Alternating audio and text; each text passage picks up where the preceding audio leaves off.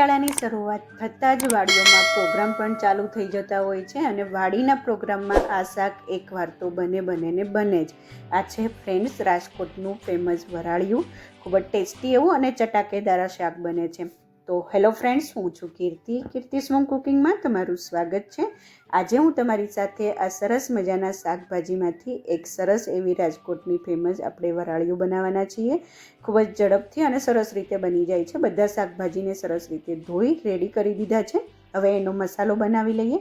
મસાલો બનાવવા માટે સૌથી પહેલાં મેં અહીંયા 250 ગ્રામ ચવાણું લઈ લીધું છે. તમે કોઈ પણ મિક્સ ચવાણું લઈ શકો, પણ કમ્પલસરી આ ચવાણું એડ કરવાનું છે. આ ચવાણામાંથી મેં એનો આવો અધકચરો મિક્સર જારની અંદર પાવડર બનાવી લીધો છે અને પછી એને એક બાઉલની અંદર આપણે ટ્રાન્સફર કરી.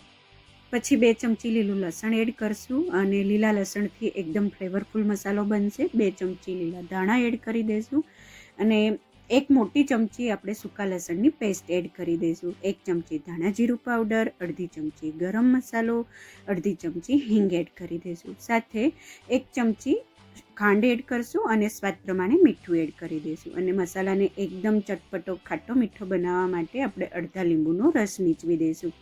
સરખી રીતે બધી વસ્તુને મિક્સ કરી દઈશું. તો ફ્રેન્ડ્સ, આપણે આ મસાલાની અંદર લીલું લસણ, કોથમીર, ખાંડ, લીંબુ આ બધું સરસ રીતે એડ કર્યું છે. વધારે પ્રમાણમાં એડ કરવાનું છે એટલે મસાલો એકદમ ચટપટો અને ખાટો મીઠો બનશે. તો ફ્રેન્ડ્સ, આપણો મસાલો રેડી થઈ ગયો છે. થોડીક વાર મસાલાને સાઈડમાં મૂકી દઈએ અને શાકભાજીને આપણે કટ કરી લઈએ. તો મેં અહીંયા રીંગણને જે ઉપર ડીટિયા હોય એમાંથી થોડા કાપી લીધા છે અને આવી રીતે ડીટિયા રાખવા કમ્પલસરી છે. એને સાવ કાપી નથી નાખવાના અને પાછળના ભાગમાંથી આવી રીતે 2 કટ લગાવી દઈશું.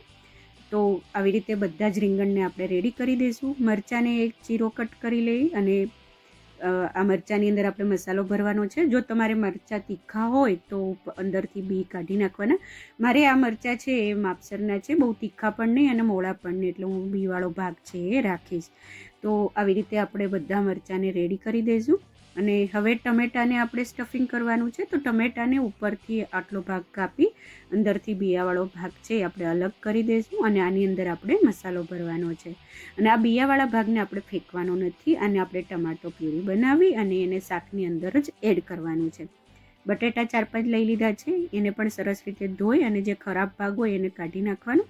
છાલ કાઢવી હોય તો કાઢવાનું. હું છાલ સાથે જ એડ કરીશ અને એને પણ 4 કટ લગાવી દઈશ. ડુંગળીને પણ ઉપરથી એક ફોતરું કાઢી નાખશું અને ડુંગળીને આખી જ રાખવાની છે, આપણે કટ નથી કરવાની. બને તો નાની નાની ડુંગળી લેવાની. લસણને ઉપરથી આવી રીતે ફોતરા કાઢી નાખશું અને નીચે જે ગાંઠવાળો ભાગ છે એને હલકું એવું આપણે કાપી નાખશું. ગાંઠને આખી નથી કાપવાની અને આવી રીતે ગાંઠિયો રહે એવી રીતે આપણે લસણને રેડી કરી દઈશું. હવે બધા શાકભાજીની અંદર જે રીંગણ, બટેટા, ટમેટા, મરચાં એની અંદર આ મસાલાને ભરી દઈશું. જો આવી રીતે દબાવી દેવાથી મસાલો એકદમ રીંગણની અંદર ચોંટી જશે અને જ્યારે શાક બનાવશું ત્યારે રીંગણ છે એ આખું રહેશે, મસાલો છૂટો નહીં પડે. સેમ રીતે ટમેટાની અંદર જ આપણે ભરી દઈશું મસાલો. સરસ રીતે ટમેટા ભરાઈ ગયા છે. હવે મરચાંને પણ સેમ રીતે આવી રીતે દબાવીને બધા શાકભાજીની અંદર મસાલો ભરવાનો છે, એટલે મસાલો જ્યારે શાક બનાવીએ ત્યારે બહાર ના નીકળે. બટેટાને પણ ભરીને રેડી કરી દઈશું. બધા શાકભાજીને આપણે સ્ટફિંગ થઈ ગયું છે. તો મરચાં, ટમેટા, રીંગણ, બટેટાને ભરી દીધા છે. લસણ અને ડુંગળીને આપણે એમને આખા રાખવાના છે. જે મસાલો વધ્યો છે એને આપણે શાકની અંદર જ એડ કરવાનો છે. જો મસાલો ના વધે તો ફરીથી બનાવી લેવો. હવે એક સ્ટીમરની અંદર આપણે પાણી ગરમ કરવા મૂકી દઈશું. પાણી ગરમ થઈ જાય એટલે આવી જાળીવાળી ડીશ મૂકી અને જે શાકભાજીને ચડતા વાર લાગે એ શાકભાજીને આપણે નીચેની સાઈડમાં ગોઠવી દઈશું. તો મેં અહીંયા રીંગણ, બટેટા અને ડુંગળીને નીચેની સાઈડ ગોઠવી દીધા છે. ટમેટા અને મરચાંને ચડતા વાર નહીં લાગતી એટલે એને આપણે ઉપરની સાઈડ રાખશું. એટલે જલ્દીથી એ બફાઈ જાય પછી આપણે એને સ્ટીમરમાંથી બહાર કાઢી શકીએ. તો આવી રીતે બધા જ શાકભાજીને આપણે સ્ટીમરની અંદર ગોઠવી દઈશું અને ઉપરથી આપણે આવી રીતે લસણના આખા ગાંઠિયાને પણ મૂકી દઈશું. ઢાંકણ ઢાંકી અને 10થી 12 મિનિટ આપણે આને સ્ટીમ થવા દઈશું. 10-12 મિનિટ પછી ચેક કરી લઈએ. ટમેટા અને મરચાં છે એ સરસ રીતે બફાઈ ગયા છે. તો એને આપણે સ્ટીમરમાંથી બહાર કાઢી લઈશું. આપણે વધારે પડતા બફાવા નથી દેવાના, નહીંતર શાક છે એ વ્યવસ્થિત નહીં બને. તો ટમેટા અને મરચાં સરસ રીતે એકદમ આપણે જોઈએ છે એવા બફાઈ ગયા છે. જો સરસ એવા બફાઈને રેડી થઈ ગયા છે. ફરીથી ઢાંકણ ઢાંકી 7થી 8 મિનિટ બટેટા અને રીંગણને આપણે ચડવા દઈશું. જ્યાં સુધી બટેટા અને રીંગણ બફાય છે ત્યાં સુધીમાં આપણે એક વઘાર કરી લઈએ. તો એક કઢાઈની અંદર 3 ચમચી તેલ એડ કરી દઈશું.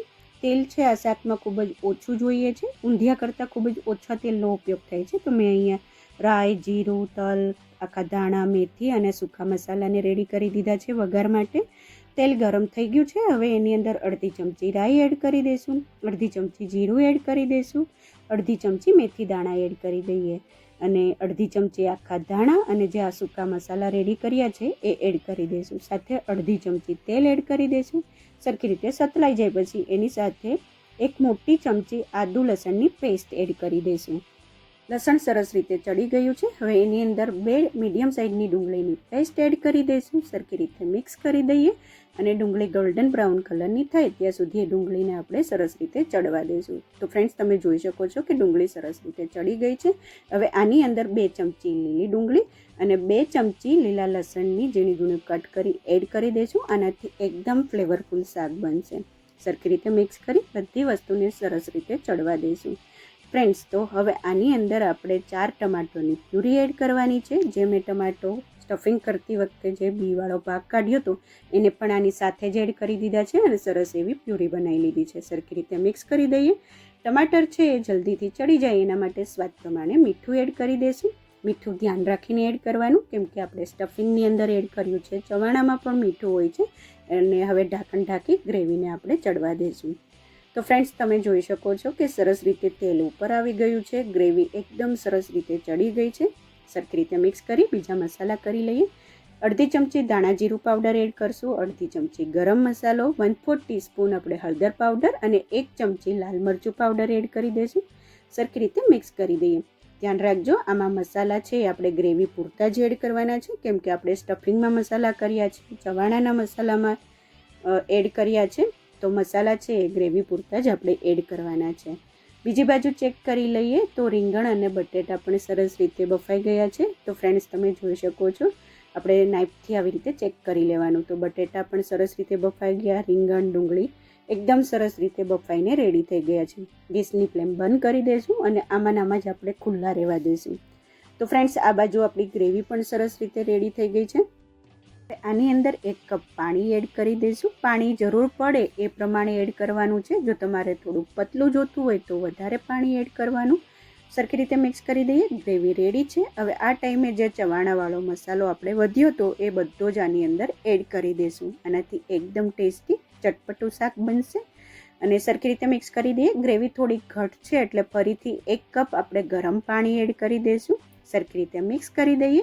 તો ફ્રેન્ડ્સ, આપણી ગ્રેવી છે એ રેડી થઈ ગઈ છે. ગ્રેવી રેડી થઈ જાય પછી જ આપણે બાફેલા શાકભાજી એડ કરવાના છે, કેમ કે શાકભાજી એડ કર્યા પછી આપણે શાકને મિક્સ નથી કરવાનું, નહીંતર બાફેલા શાકભાજી છે એ આખા નહીં રહી, ભાંગી જશે, તૂટી જશે. તો આવી રીતે અલગ અલગ જગ્યાએ ડુંગળી, બટેટા, રીંગણા, મરચાં એ બધી વસ્તુને આપણે ગોઠવી દઈશું. તો જો તમે જોઈ શકો છો કે હું અલગ અલગ જગ્યાએ બધી વસ્તુને સેટ કરું છું, એટલે જ્યારે આપણે શાકને લઈએ સર્વ કરતી વખતે તો તમને અલગ અલગ વસ્તુ તમારા ડીશમાં આવે. તો આવી રીતે જો ટમેટાં, લસણ અને મરચાંને પણ આપણે ઉપર ગોઠવી દઈશું. એકદમ સરસ એવી સુગંધ આવી રહી છે અને આ રાજકોટનું ફેમસ રેસીપી છે અને વાડીના પ્રોગ્રામમાં તો આ બનતું જ હોય છે. ઉપરથી કોથમીરથી ગાર્નિશ કરી દઈશું. તો આપણું રાજકોટનું ફેમસ વરાળિયું રેડી થઈ ગયું છે. વાડીના પ્રોગ્રામમાં તો ખૂબ જ પ્રખ્યાત છે આ શાક. તો ફ્રેન્ડ્સ, એકદમ ટેસ્ટી એવું ચટપટું ખાટું મીઠું ઊંધિયા જેવું જ, પણ ઊંધિયું નહીં એવું આપણું વરાળિયું રેડી થઈ ગયું છે. અને આ વરાળિયાને તમે બાજરાના રોટલા સાથે, રોટલી, પરાઠા સાથે સર્વ કરી શકો છો.